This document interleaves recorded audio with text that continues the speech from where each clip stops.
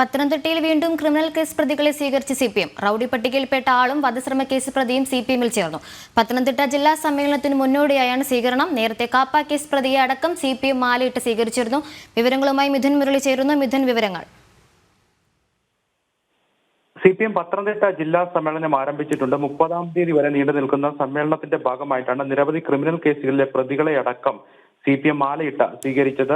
CPM ജില്ലാ secretary KP ഉദയഭാനുവും സംസ്ഥാന സമിതി അംഗം രാജു അബ്രഹാം തുടങ്ങിയവരുടെ നേതൃത്വത്തിലായിരുന്നു 50ഓളം ആളുകളെ ഇന്ന് CPMലേക്ക് സ്വീകരിച്ചത്. ഇതിൽ ക്രിമിനൽ കേസ് പ്രതികളടക്കം, വധശ്രമ കേസിലെ പ്രതികളടക്കം, റൌഡി ലിസ്റ്റിൽ ഉൾപ്പെട്ട ആളുകളെ അടക്കമാണ് CPM സ്വീകരിച്ച് ഈ പാർട്ടിയിലേക്ക് ചേർത്തിരിക്കുന്നത്. നേരത്തെ മാസങ്ങൾക്ക് മുമ്പും കാപ്പ കേസിലെ പ്രതിയടക്കം CPM സ്വീകരിച്ചത് വിവാദമായിരുന്നു. പക്ഷേ അന്ന് മറുപടി നൽകുവാനോ ഈ വിവാദത്തിൽ ഇത് തിരുത്തുവാനോ ഒന്നും പാർട്ടി നേതൃത്വം കാര്യമായ ഇടപെടലുകൾ നടത്താതിരുന്നതും വലിയ വിവാദങ്ങൾ വഴിവെച്ചിരുന്നു. ഇതിനിടയിലാണ് ഇപ്പോൾ 50ഓളം ആളുകളെ CPMലേക്ക് ഈ ക്രിമിനൽ കേസ് പ്രതികൾ, വധശ്രമ കേസിലെ പ്രതികളടക്കമുള്ള ആളുകളെ സ്വീകരിച്ച് ആനയിച്ചിരിക്കുന്നത്. ഇതിൽ പ്രധാനമായിട്ടും മലയാലപ്പുഴ സ്വദേശി സിദ്ദിഖ് 4 കേസുകളിലെ പ്രതിയാണ് ഇയാൾ. മലയാലപ്പുഴ പോലീസ് സ്റ്റേഷനിലെ റൌഡി പട്ടികയിൽ ഉൾപ്പെട്ടിരിക്കുന്ന ആളാണ് ഇയാൾ.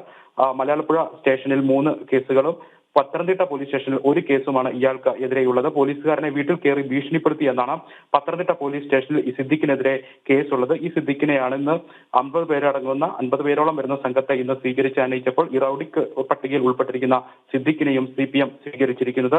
മറ്റ് 2 പേർ പ്രമാണം സ്വദേശികളായിട്ടുള്ള കേസുകളിൽ ഉൾപ്പെട്ടിരിക്കുന്ന ആളുകളാണ്. കണ്ണൻ, അരുൺ എന്ന 2 പേരെയാണ് മറ്റ് 2 ആളുകളായിട്ടുള്ളത്.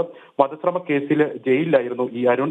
ഈ ഏതാനും ദിവസങ്ങൾക്കാണ് അരുൺ പുറത്തിറങ്ങിയത്. ഈ പുറത്തിറങ്ങി തൊട്ടടുത്ത ദിവസങ്ങളിലാണ് ഈ പാർട്ടിയിലേക്ക് സ്വീകരിച്ച് ആനയിച്ചിരിക്കുന്നത് എന്നുള്ളതാണ് എടുത്ത് പറയേണ്ട കാര്യം. കാപ്പ കേസ് പ്രതി അടക്കമായിരുന്നു നേരത്തെ 6 മാസം മുൻപ് CCL ചേരുകയും മാലയിട്ട് സ്വീകരിക്കുന്ന ദൃശ്യങ്ങൾ പുറത്തു വരികയും അത് വലിയ രീതിയിലുള്ള വാർത്താ വിവാദങ്ങൾ ഒക്കെ ഉണ്ടാവുകയും ഒക്കെ ചെയ്തത്. പക്ഷേ അന്ന് ആ വിവാദങ്ങൾ ഉണ്ടായതിനു ശേഷവും ഇത്തരത്തിലുള്ള കാര്യങ്ങൾ പാർട്ടി നേതൃത്വം ആവർത്തിക്കുന്നു. ഒപ്പം ക്രിമിനൽ കേസുകളിലെ പ്രതികളെ അടക്കം CPMലേക്ക് സ്വീകരിച്ച് ആനയിച്ചു കൊണ്ടുവരുന്നു എന്നുള്ളതാണ്. പാർട്ടിയിൽ ക്രിമിനലുകൾ കൂടുതലായി ഉണ്ടാകുന്നു. പത്തനംതിട്ടയിൽ വീണ്ടും ക്രിമിനൽ കേസ് പ്രതികളെ സ്വീകരിച്ചിരിക്കുകയാണ് CPM. വിവരങ്ങൾ നൽകുകയായിരുന്നു മിഥുൻ മുരളി.